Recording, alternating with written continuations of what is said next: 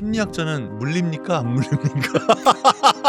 한 10% 정도는 물렸다가 아니라 거의 이제 뒤집어 씌웠다. 18만 원대로 떨어지면 살게. 다시 18만 원 되면 15만 원대까지 떨어질 수 있을 거야. 그러다가 이제 대부분 놓치는. 투자는 장난이 아니다. 진심을 갖고. 장난처럼 보이십니까? 투자는 가격에 하는 게 아니에요. 많은 분들이 착각하세요. 의외로 투자한 분들이 더 부자가 된다니까요. 투자는 답은 정해져 있거든요. 뭐냐면 안녕하세요, 한석준입니다. 각 분야의 대가 두 분을 모시고 아주 심도 깊은 얘기를 나눠보는 지식인사이드 합석. 오늘은 주식 투자에 아주 관심이 많은 인지심리학자 김경일 교수님, 그리고 국내 최고의 투자 전문가 이광수 소장님 두 분 모셨습니다. 어서 오십시오. 안녕하세요. 두 분은 뭐 원래 친분이 있으십니까? 아니면 저희가 이렇게 모신 건가요? 친분 있는 사람이 많이 겹쳐요. 근데 진짜 뵌 게 오늘 처음. 맞습니다. 근데 굉장히 친근하고 저는 개인적으로 팬이니까 영상으로 많이 뵙고 적으면서 공부하고. 직접 뵌 건 처음인데 이렇게 초반부터 분위기 좋은 것도 오늘 제가 운이 좀 좋네요. 자, 그럼 이제 오늘 얘기를 시작하기 앞서서 이제 두 분을 모신 게 심리, 주식 이렇게 본다면 주식은 심리다 이런 말이 있지 않습니까? OX로 한번 답을 해보겠습니다. 주식은 심리다. OX. 하나, 둘, 셋. O. 당연하죠. 왜요?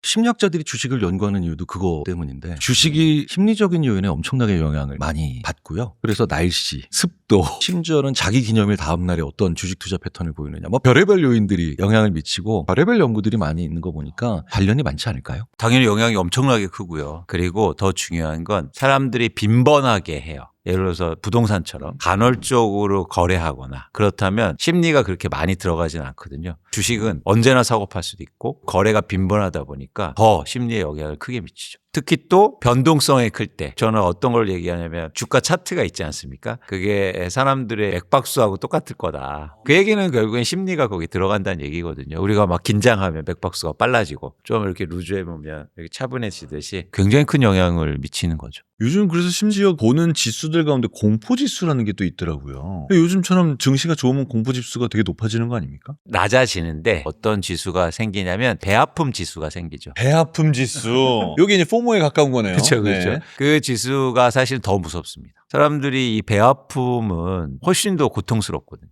사람들이 질투나 아니면 배 아픈 거는 인간이 가지고 있는 가장 중요한 에너지자 동시에 사람을 망가뜨리는, 판단을 망가뜨리는 요인인데, 말씀하셨던 것처럼 빈번하게 뭔가를 거래하거나 액션을 취할 수 있는 그런 분야에서는 아마도 행동을 하게 만드는 감정의 축중이 아닐까 싶은데요. 얼마 전에도 이제 아는 지인 중에 말 그대로 삼성전자를 3만 주를 가지고 있는, 20만 원이면 3만 주면 60억이니까 그 주위에 있는 모든 사람들이 자기가 알고 있는 사람 중에 삼성전자 주식 그렇게 많이 가지고 있는 사람은 처음 봤다. 근데 그러고 난 다음에 이제 그 사람이 이제 화장실을 갔어요. 화장실 딱 갔는데 사람들이 전부 다 말씀하셨던 것처럼 아이고야 라고 하면서 각자 자기가 삼성전자 몇 주를 가지고 있는지를 다 체크를 하기 그렇게 됩니다. 근데 이광수 대표님께서 투자 방법을 많이 말씀하시는 것 중에 하나가 10%의 손실을 보면 팔아라. 그래야 다음에 또 투자할 수 있는 기회가 있다. 이런 얘기를 많이 하셨잖아요. 근데 그걸 못하면 물리지 않습니까? 저도 예전에 물려봤던 경험을 되살려보면 10,000원짜리를 샀는데 이게 9,000원이 돼요. 이걸 팔면 9,000원이 확정이에요. 이걸 안 팔면 내일 다시 10,000원이 될 수도 있어요. 근데 그런 생각을 하다가 얘가 8,000원이 되고 7,000원이 되고 그러다 저는 저기 500원이 된 적이 한 번 있거든요. 이게 이제 전형적으로 소위 물렸다라는 거잖아요. 심리학자는 물립니까? 안 물립니까?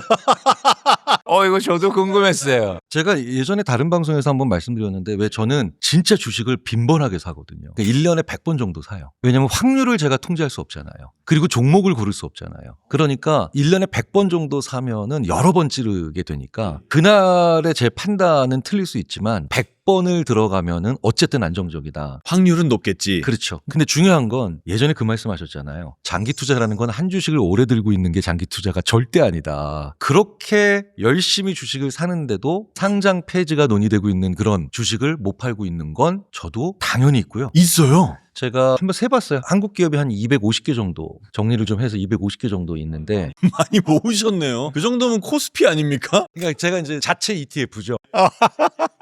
왜냐면 저는 제가 강의를 간 기업의 주식을 그날 사거든요. 아. 그럼 가끔 이제 놀리세요. 어떻게 그런 식으로 사냐고. 그래서 제가 그 회사 가보고 주식을 사는 거잖아. 심리학자 불러서 강의 들을 정도의 기업이면 돈이 있다는 거야. 이제 이런 얘기를 하면서. 그러고 했는데 한 250개 정도가 있거든요. 지금까지 3개가 상장 폐지됐고요. 가장 비쌀 때 샀는데 뭐 진짜 500원, 1000원 뭐 이렇게 밑으로 떨어지는 기업도 한 250개 중에 20개가 있죠. 한 10% 정도는 물렸다가 아니라 거의 이제 뒤집어 씌웠다라고 할 정도로 저도 손해를 보는 건 있죠. 뭐 네. 누가 훔쳐갔다 수준이네요. 그럼요. 딱 보면 어떻게 이런 그래프가 나올까. 근데 지금 말씀드리면서 저는 이거 다른 사람하고는 다르다 하고 생각한 지점이 하나 있었어요. 다른 사람은 저렇게 만약에 내가 가진 종목이 뭐 물렸다든지 상패라든지 이렇게 됐으면 아마도 멘탈이 무너졌을 거예요. 그런데 그러진 않으시네요. 그거는 제가 보기에는 다른 종목들이 있기 때문이죠. 그러니까 예를 들어서 그 종목의 5개 중에 하나가 크게 손실을 봐서 나 지금 어렵다 그러면 이렇게 이제 말씀 못 하시죠. 근데 200개 중에서 뭐 3개, 4개, 한 10% 미만이기 때문에 그 말씀을 하시는 건데, 근데 이제 교수님 말씀을 들으면서 뭐 더 들어보고 이제 같이 이야기를 나눠봐야 되겠지만, 제가 지금 생각하기에는 교수님은 투자의 목표가 없으신 것 같아요. 내가 투자를 왜 하고 있지? 그런 게 없으면 보통 그렇게 되거든요. 예를 들어서 저하고 방송을 같이 하는 앵커분이 계세요. 그분은 마찬가지로 종목이 막 100개 정도 돼요. 이유가 있습니다. 종목을 한 조로도 사놔야 그 종목에 관심을 갖고 방송을 하게 되니까. 그러니까 이건 목적이 다른 거예요. 교수님은 아마도 제가 유추하건대 그 회사에 내가 관심을 가져야겠다. 강의도 가고 이러니까 이런 마음이 근저에 계신 것 같아요. 그러니까 마음이 되게 따뜻하신 분이에요. 왜 하시는 거죠? 그럼 투자의 목적은 뭡니까? 예언가를 하셔야 돼요. 정확하게 그것 때문에 그 회사를 논하고 관심 가질 입장권으로 사요. 그런 따뜻함이 주식에서 나타나는 거죠. 근데 저는 끊자 그거. 따뜻함 끊자. 이거 없어도 관심을 가질 수 있다? 네. 제가 계속 강조하는 게 투자는 장난이 아니다. 진심을 갖고. 장난처럼 보이십니까? 이 정도면 장난이다. 이거는 진심이 없다. 다른 진심이 계시니까. 저는 교수님 같은 분이 돈을 많이 버셨으면 좋겠거든요. 그래야 좋은 세상이 되니까. 그러게요. 저는 근데 가끔 그런 건 있습니다. 이 종목을 살까? 이런 거 잘 모르겠는 거 있잖아요. 그럴 땐 전 정찰병이라고 저는 부르는데 정찰병을 보냅니다. 한 주나 2주를 사요. 그 퍼센트가 계속 보이잖아요. 근데 그거 보고 싶어서 그럴 때가 있습니다. 그거 문제점이 뭐냐면 난 투자를 의사결정하는데 가격을 보겠다는 거예요. 근데 투자는 가격에 하는 게 아니에요. 가치에 하는 거죠. 그 말 지난번에도 하셨는데. 네, 그러니까 이거 해도 소용이 없다는 얘기예요, 지금.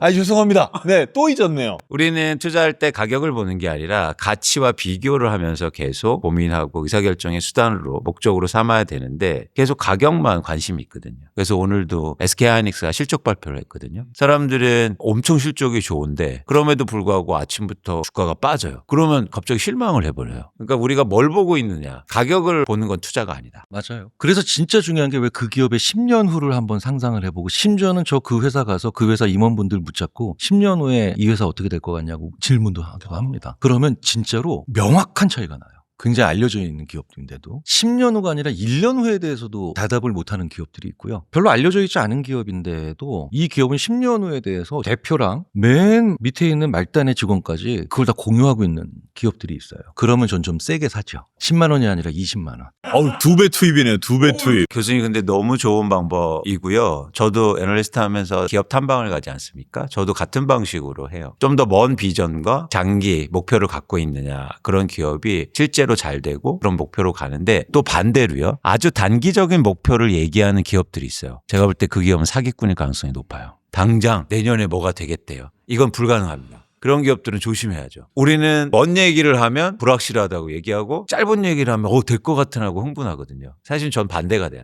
근데 얼마나 준비가 잘 됐으면 저걸 저렇게 얘기하겠어. 이런 생각이 드는 거죠. 준비가 안 됐으니까 그 얘기하는 거라고 전 봐요. 그런 기업들이 너무 많아요. 그리고 그런 기업들은 한두 사람만 그 얘기하지 나머지 구성원들한테 물어보면 그거 무슨 얘기예요? 우리 자기들끼리도 공유가 안 되고 있어요. 아니 저는 교수님하고 같이 탐방 다니면 너무 재밌을 것 같아요. 그 옆에 따라다니면 안 되나요? 저희 이제 여기서 하지 말고 탐방을 다니면서 건물 로비에서 할까요? 자, 오늘 이 회사 왔는데요. 이렇게 얘기할까요? 아니 저는 그게 되게 아쉬운 게 왜 기업 탐방하는 프로그램이 없냐는 거예요, 우리나라에.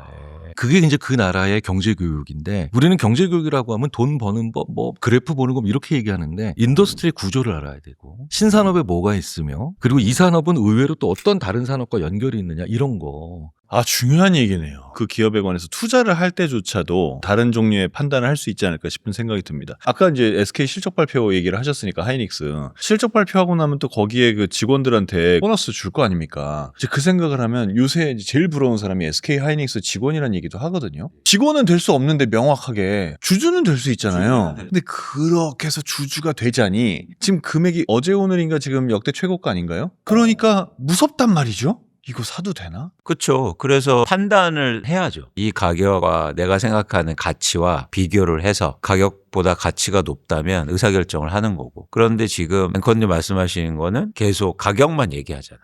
가치는 얘기 안 하고. 비교하시고 행동하시면 됩니다. 근데 행동할 때도 또 이런 게 있거든요. 뭐냐면 이거 다음에 더 좋은 기회가 있을 것 같은데. 그러니까요. 무릎에서 사라고 하는데 솔직히 저는 발바닥에서 사고 싶거든요. 교수님, 사람들이 왜 이런 생각을 가질까요? 그거를 비교 문화적으로 연구한 연구들도 있더라고요. 직선적인 그런 세계관을 가지고 있는 국가가 대부분 서양 국가입니다. 사회심리학하는 분들은 국기도 다 직선이다. 삼색기 뭐 이런 거. 그러니까 직선적인 세계관을 가지고 있는 애들은 계속 올라가면 올라갈 거야. 떨어지면 계속 떨어질 거야. 근데 이제 원을 주로 좋아하는 동양 문화는 순환적 세계관을 가지고 있는 사람들이 더 숫자가 많고 세옹지마가 가장 기본적인 삶의 지혜라고 돼 있기 때문에 내려가고 올라가고가 반복될 거고 그러면서 사람들로 하여금 계속 더 많이 떨어질 때가 있을 거야 라고 기다리게 만든다는 거예요. 그런데 이게 직선적 세계관이 맞고 순환적 세계관이 맞고 틀리고가 아니라 각자 자기의 세계관에 맞는 약점이 있잖아요. 근데 직선적 세계관은 무모하다는 거죠. 계속 올라갈 거야. 계속 떨어질 거야. 그런데 이 순환적 세계관은 자꾸 때를 기다린다라는 그런 생각으로 행동을 해야 될 시점에 오히려 못하게 만드는 그런 일들이 벌어질 수 있다는 거예요. 그러니까 계속 돈 들고 있죠. 18만 원대로 떨어지면 살게. 다시 18만 원 되면 15만 원대까지 떨어질 수 있을 거야. 그러다가 이제 대부분 놓치는 한국이 조금 그런 경향이 더 높은 것 같긴 해요. 제가 사실 이 말씀 들으면서 저는 약간 반성을 하게 돼요. 왜냐면 제가 그동안 그렇게 하시면 안 됩니다. 계획대로 하시고 충분히 극복할 수 있습니다. 이런 얘기들을 많이 하면서 화를 냈어요. 왜 그렇게 하냐. 근데 어쩌면 그게 사람들의 본성이고 나도 어쩔 수 없는 일이라면 그걸 내가 너무 윽박지는 거 아닌가? 그리고 갑자기 반성이 되네요. 근데 사실 답은 정해져 있거든요. 뭐냐면 투자는 행동하지 않으면 아무것도 없습니다. 행동하게 해야 돼요. 근데 행동에서 가장 큰 문제는 내가 이런 행동을 해서 잘못된 일이 벌어질까 봐. 그것 때문에 행동 못 하는 거잖아요. 그러면 잘못된 일을 최대한 줄일 수 있다면 행동을 하면 될 거잖아요. 이게 제가 강조하는 점이거든요. 근데 말씀드렸듯이 원래 나는 그게 안 돼요. 라는 분들한테는 어떻게 해야지? 그 지점. 원래 안 되는지는 전 몰랐어요. 잠깐만. 저 이렇게 말씀해 계속 화가 나려고 그러는데 원래 안 된 적이 없으세요? 우린 다 원래 안 됐어요. 처음부터 됐어요? 그랬구나. 대표님 처음부터 됐군요, 이게. 왜 그런 줄 아세요? 보통 사람들과는 좀 다르게 자기가 가진 신념이나 자기가 가진 믿음 체계를 충실히 따라가면서 행동을 하면서 성장하는 사람들이 있고 대부분의 사람들은 그것보다는 좀 더 우왕좌왕 갈팡질팡 하죠. 이광수 대표님 같은 분은 이게 맞네? 라고 깨달은 순간 그렇게 가요. 이런 분들이 사회의 정의를 구현하실 수 있는 분들이에요. 근데 숫자는 굳이 저보고 만약에 표현하라고 하면 100명의 사람 중에 10명이 안 돼요. 대부분의 90명은 저처럼 왔다 갔다 하고 이제 이쪽으로 귀 기울였다가 저쪽으로 기울였다가 힘들어 막 이렇게 되고 이제 괴로워하고 나중에 이렇게 하거든요. 근데 되게 재밌는 건 심리학은 그 90%에 해당하는 사람들을 연구를 해서 이게 다른 점이에요. 심리학은 90%로 지향하지만 저희는 10%를 지향하거든요. 그래야 쉽게 말해서 돈이 되니까. 누구나 워렌 버핏이 되는 게 목표일 거 아니에요. 그쪽 업계에서는. 제가 이제 반성하는 지점이네요. 저는 90%도 될 수 있다. 왜 그렇게 하냐. 이렇게 했는데 어쩌면 아마 힘들 거예요. 근데 근원적으로 안 된다는 말씀이세요? 왜냐하면 타당하기 때문에 설득하면 될 거라고 생각을 하시는 건데 심리학자들은 그게 설득으로 잘 안 되고 자꾸 옆에서 그쪽으로 쫙 가지 못하니까 조금씩 그쪽으로 틀고 이렇게 가고 이거 넛지라고 하죠 저희들이. 인간이 합리적인 존재라면 교육과 설득으로 거의 대부분 그쪽으로 갈 수가 있는데 심리학자들은 그 교육과 설득만으로는 어려워. 장치를 그렇게 마련해줘야 돼. 우리가 절전을 하기 위해서 불을 꺼야 된다라고 하는 것보다 나가면 그냥 알아서 미동이 없으면 센서가 불을 꺼주는 이런 장치들이 자꾸 많아져야 되는 거죠. 그러니까 우리의 주식시장에서도 그런 장치들이 좀 많아졌으면 좋겠어요. 사실 이런 장치 중에 하나가 뭐 사이드카니 뭐 이런 것들도 그 중에 하나가 될 텐데 그러면 저는 교수님께 오히려 한번 여쭤본다면 10%의 행동을 할 수 있어야 더 나은 삶을 살 수 있다라고 한다면 이게 투자뿐만이 아니라 이들은 어떻게 해야 변하고 어떻게 해야 발전하고 그리고 그 어떻게를 얼마나 오래 해야 되나요? 왜 그래서 리차드 탈러가 미국의 연금 401k 결국 디폴트로 떼버렸잖아요.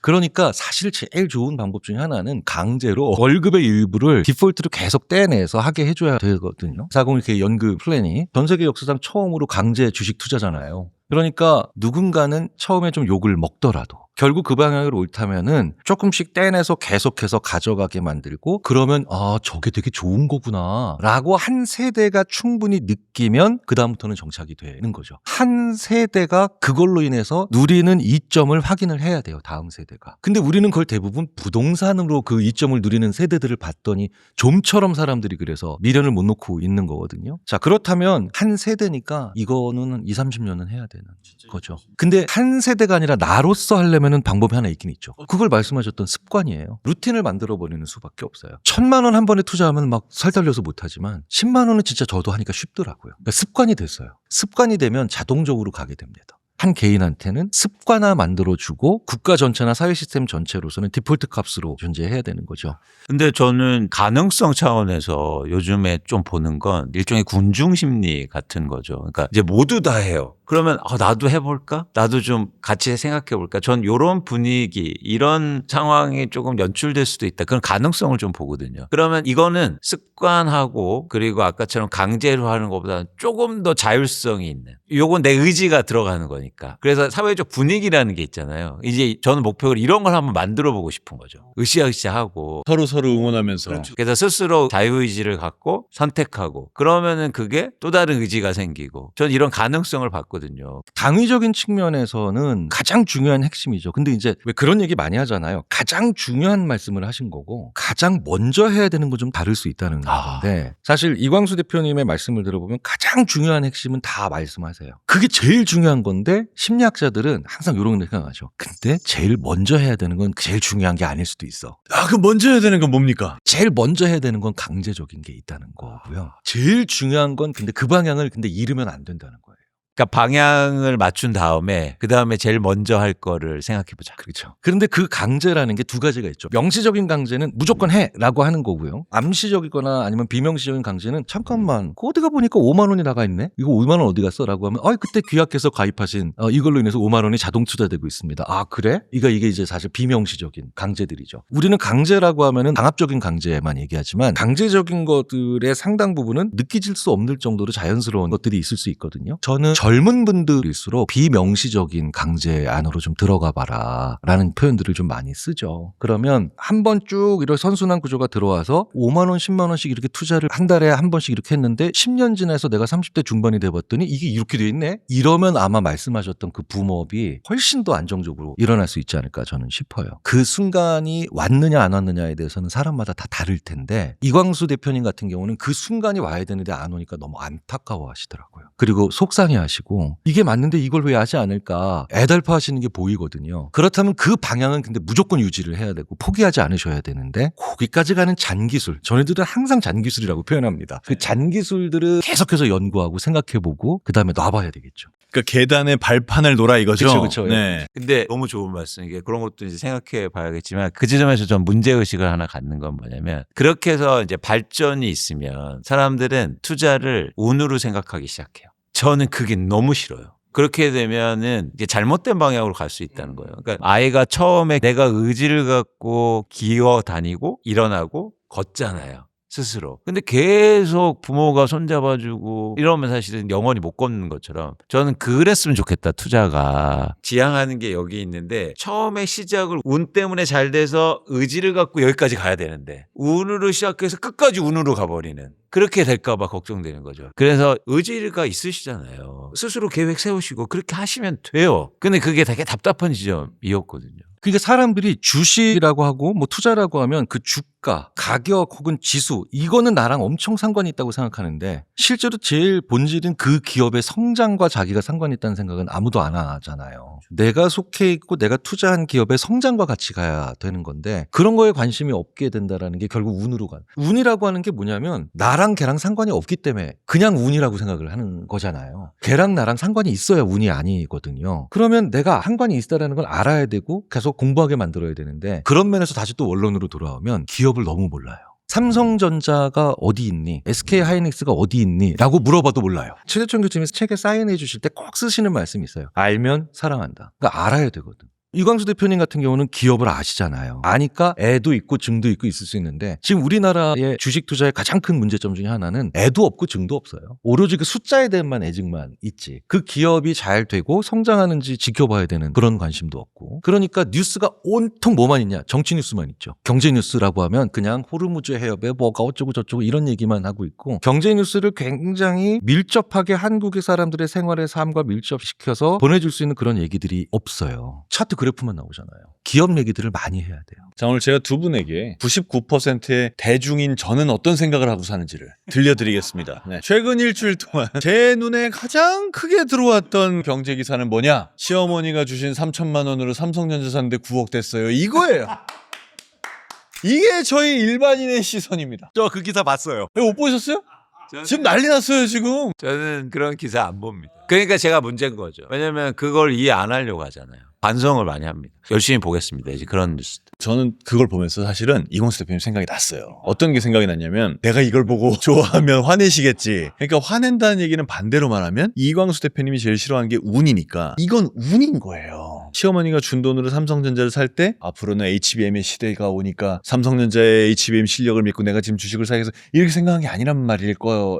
물론 그럴 수도 있겠습니다만 아마 아닐 거예요. 그냥 샀는데 그렇게 된 거잖아요. 그럼 그냥 샀는데 그렇게 돼서 엄청나게 잘 된 사람은 다음에 또 그런 식의 판단을 하겠구나 라는 생각이 들더라고요. 저 조금 이광수화 됐습니까? 예, 굉장히 중요한 거죠. 왜냐하면 교수님도 계시지만 어쨌든 사람은 자기 경험에 따라서 경험이 성공했다고 하면 거기에 대해서 확증 편향이 생기고 그걸 계속 또 반복하려고 하는 거니까. 근데 그 경험 자체가 내가 의지로 만들어낸 게 아니잖아요. 아유, 삼성은 안 망해. 그냥 사. 이거였죠. 우리나라 대부분의 기업들이 이제 망하지 않아요. 그러면 뭐 투자라는 게 굉장히 쉬워지고 하면 되겠네. 이렇게 돼버리는 거죠. 그러니까 저는 출발점이 나의 계획과 의지로 이루어졌느냐가 전 되게 중요해 보이거든요. 왜냐하면 목적이 있기 때문이에요. 물론 수익률이 높고 돈을 버는 게 목적이지만 그러려면 오래 해야 되거든요. 그래서 단기간의 결과 그리고 그 하나의 결과보다 과정이 되게 중요하다. 그 과정을 배우려면 내가 의지와 계획을 계속 교정해 나가는 그거거든요. 과정이라는 게 결국엔 복기라는 건데, 그러면 복기라는 건 내가 선택해야 이루어지는 일이야. 내가 선택을 안 했는데 어떻게 애워서 바둑을 둡니까? 그 선택을 내가 그냥 했는데요, 이런 순간 복기가 안 되는 거예요.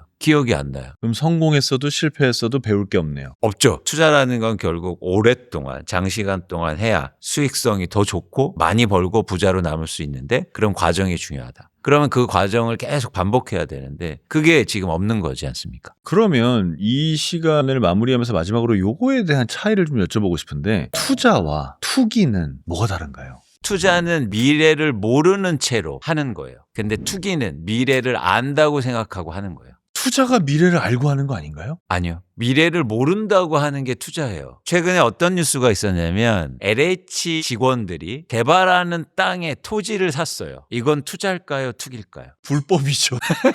그건 불법이죠. 그러면 안 되는 거죠. 그게 투기입니다. 미래를 알고 있잖아요. 근데 투자는 미래를 모르는 채로 하는 거예요. 미래를 내가 모르기 때문에 투자하는 거라고요. 모르지만 생각하고 연구해서 결정하는. 그렇죠. 투자의 핵심은 그거예요. 그래서 사기가 일종의 투기의 한 현상인데, 미래를 다 정해놓고 사람을 속이는 거잖아요. 이거는 게 투기인 거죠. 저는 그렇게 구별을 합니다. 투기의 범위를 일반적으로 쓰는 것보다는 좀 작게 보시는 거네요. 뭐 일반적으로 뭐 부동산도 투기라고 하지 않습니까? 좀 작게 보는 거죠. 그래서 미래를 만들면서 하는 거는 투기죠. 막 담합하거나. 근데 미래가 열린 미래에 내가 뭔가를 한다라는 건 전 전부 다 투자라고 보고 있습니다.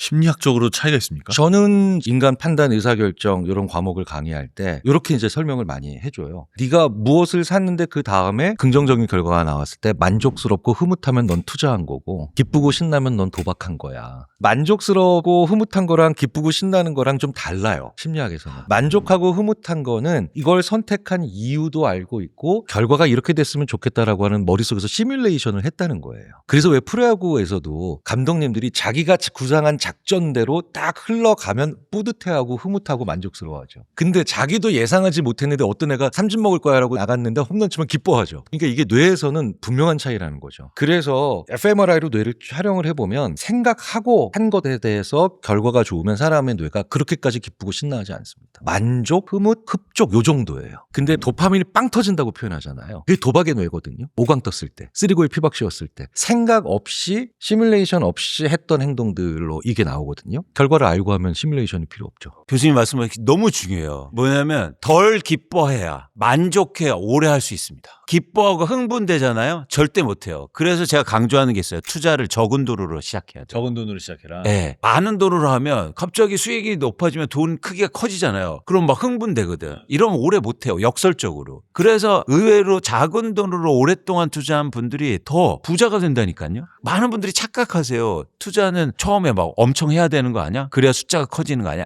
그러면 오래 못 한다고요. 근데 그래야 벌어도 의미가 있다고 생각하죠.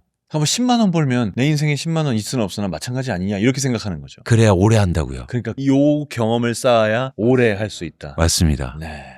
참 여러분 오늘 두 분의 대화를 통해서 여러분은 어떤 생각을 하셨는지 모르겠습니다만 저는 한 가지는 분명히 알 수 있습니다. 투자를 잘하는 그 모든 방법과 그 모든 생각들은 다 저랑은 좀 안 맞는 것 같은 느낌이 듭니다. 제가 일반인의 시선일 거고요. 우리는 다 이래요. 근데 우리가 이러고 있는 이 상황을 우리가 많이 배워서 극복을 해보자고요. 내년에도 두 분을 다시 모신다면 두 분 덕에 제가 이만큼 달라졌어요라는 말을 할 수 있기를 진심으로 바랍니다. 여러분 이 영상 다시 한번 보시고요. 우리 스스로를 가다듬어 봅시다.